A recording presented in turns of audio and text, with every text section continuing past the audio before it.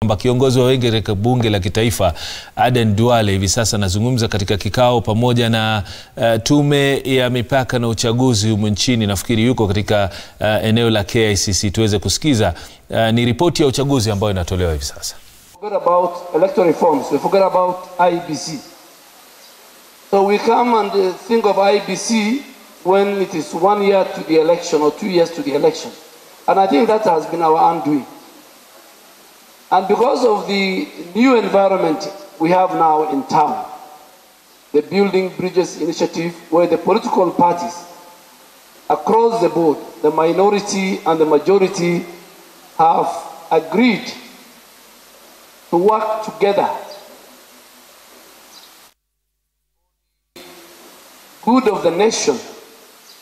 I think this year, 2019, then we can soberly look at all the election infrastructure, the legal framework, the voter registration, the materials that will be used. We look at the Political Parties Act, we look at the Election Offences Act, we look at the Election Act, the IEBC Act, and all of us together, devoid of an impending election, then we can prepare ourselves. So I think so this year, beginning this year, next year, let us put our energies, Parliament, IEBC, the judiciary, the executive, other stakeholders, political parties, our donors, and other stakeholders, the people of Kenya. Let us look at what is ailing the election process in our country. I am sure Parliament is seized of two matters, and I think the chairman of the Justice and Legal Affairs Committee of the National Assembly is here.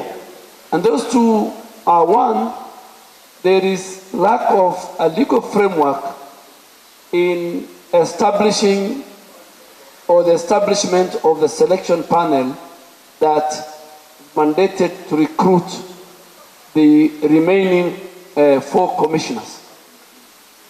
So I really asked the chair of Legal Affairs Committee that beginning today, his committee must fast track the preparation of that legal framework so that early enough we subject it to public participation and other stakeholders, so that by the first quarter of this year we have that legal framework in place.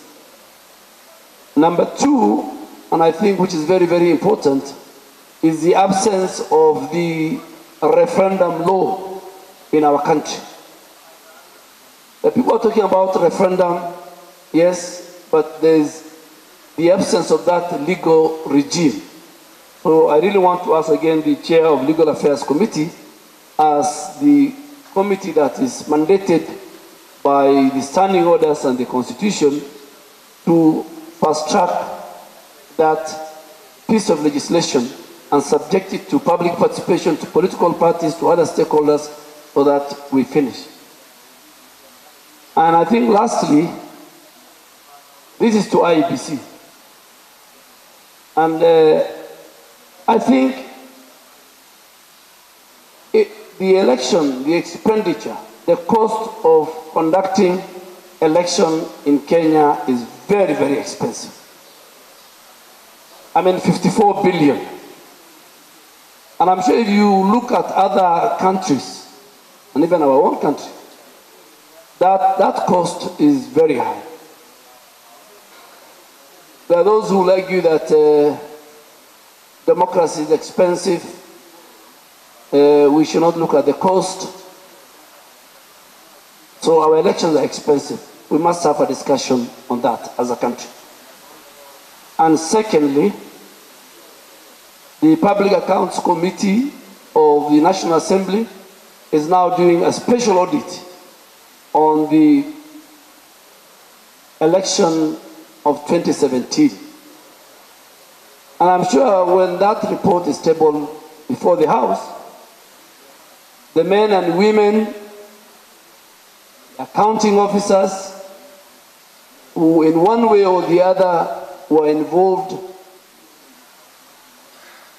adversely or are mentioned adversely, then they must be ready to be held to account. But I think IEBC, you are under obligation now to review also the cost of election in our country. You can't spend 54 billion. Lastly, I think the matter that the MC said is food for thought is a matter that also we need to discuss. Do we do elections the same day? From where I come from, where a majority of the voters are voter assisted, it is a big hindrance and cumbersome. Naam, ni Aden Duale akizungumza wakati wa kutolewa kwa ripoti ya uchaguzi ambayo itatolewa rasmi, na nafikiri mwenyekiti wa tume ya uchaguzi hapa nchini IEBC. Shughuli hiyo ama hafla hiyo inaendelea katika jumba la mikutano la KICC.